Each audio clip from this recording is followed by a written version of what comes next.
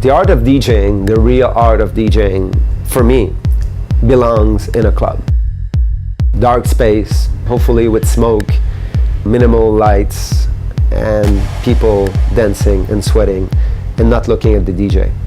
If you have 10 people, 15 people looking at you, it's great, you know. The rest of the people, you want them to look at each other.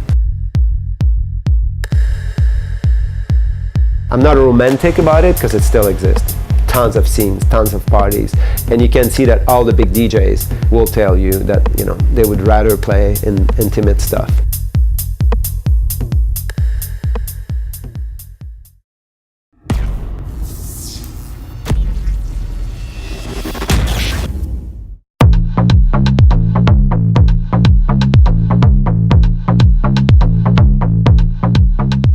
Montreal is just one of those places like Barcelona or Berlin, which just has like, or it always did have, I don't know, it's a little bit different now, but I guess it just always had like a good crazy side to it. It's quite a liberal place.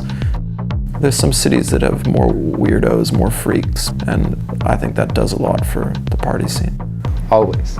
It's always been a party city. Since the official language is French, the lyrics content of the song weren't as important. People dance on the beat, people dance on the groove.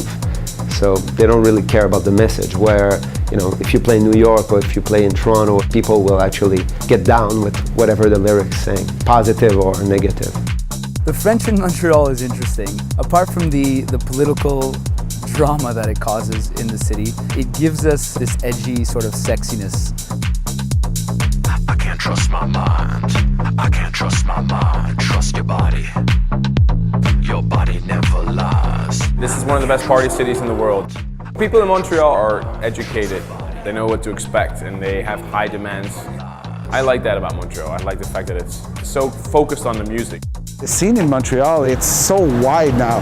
You gotta have like the Lunis, Jacques Green, hip-hop stuff, but you also got like all that minimal house, new tech connection. Montreal was always oddly isolated in its own way. It was a big city and it was close to New York. And in that own orbit, you had time to develop things in your own kind of unique way. I think that's why a lot of great music came out of Montreal, like especially in the 90s and early 2000s.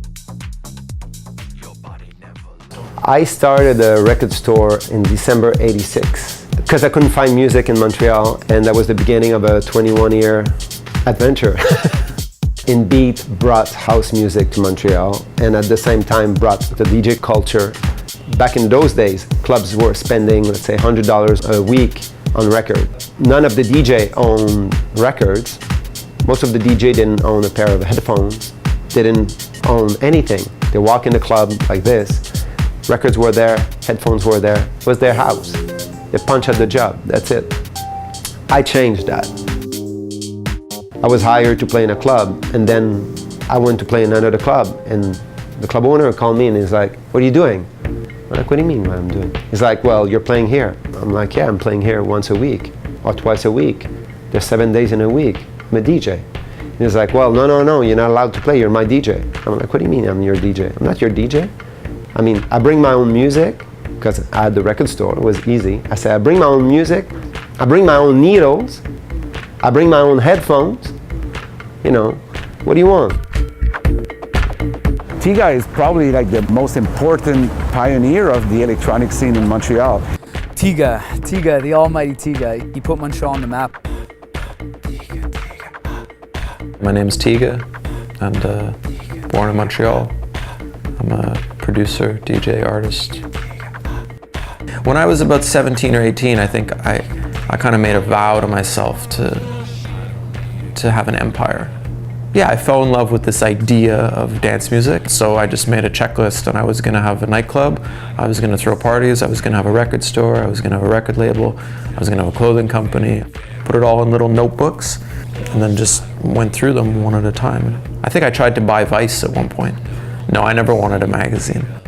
So the nightclub I opened was called Sona. I think it was the second biggest club in Canada for many years. Sona for me epitomized the business end of things. And by the end of that, I got this idea in my head that I didn't want my hands dirty anymore with commerce. And at that point, I sold all my businesses and said, consciously, all I want to do is make music and DJ and just be surrounded by creative energy. So we're at Turbo headquarters, which I started in, I think, '98. Most of what we do is still searching for good music and trying to develop the music. We just did this Picnic Electronique. Turbo did a 15-year anniversary party. Picnic Electronic. It's kind of what's happening in Berlin. It has that vibe. It's very festive, it's outdoor, it's during the summer. Around 2003, we started doing Picnic Electronic. Just 4 guys, we decided to start an event. Let's try something else, and let's try to bring that vibe, that electronic music that is good, to somewhere else than the nightclubs. 3 years after that, we started also Eagle Fest. At first, we thought it was more of a joke. Just crazy idea of, okay, we're living in the winter city, we have to deal with that for 4 months, so why don't we just say fuck off winter and, you know, make party. The funny thing is, like, I was talking about, like, Montreal being a little bit insulated from, like, mass culture and mass change and, like, globalization. But in the end, it's just the winter. That's the insulation, that's what protects it. The winter's too brutal for this place ever to be fully integrated. You know, it just keeps it, because nobody can really hack it. In Montreal, there's a couple big venues. New City Gas, it's huge, but it's still kept on a certain dimension. It has kind of a club feel to it. Montreal is always going to be big for the club feel.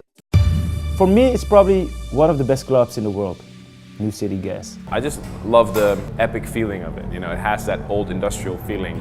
Playing at New City Gas is crazy because every single weekend, no matter what the artist is, there's always a crowd and they're always so into it, no matter what you're playing. It goes to show, you know, how established the scene has really become in Montreal. And I can't wait to see what the future holds for not only those guys, but for your younger promoters that are influenced by these guys and say, you know what, well, how can we take it to the next level? I'm part of the people that really believe in that entire DJ culture, even if today I think that it's really out of control. You know? Yeah, today it's like a monster, right? I meet people now all the time. I go to parties in Montreal, and some of what I remember as being very vintage, like Quebecois, Montreal vibe, seems partially to have been replaced with just a slightly more like international, Brooklyn, hipster, blah, blah, whatever, but that's happening everywhere, you know. But Montreal's still pretty resilient. I would like to point out that I think as far as cities that fight off the generic global kind of hipster culture, I think Montreal's got a good shot at doing it. Because it is a pretty weird place.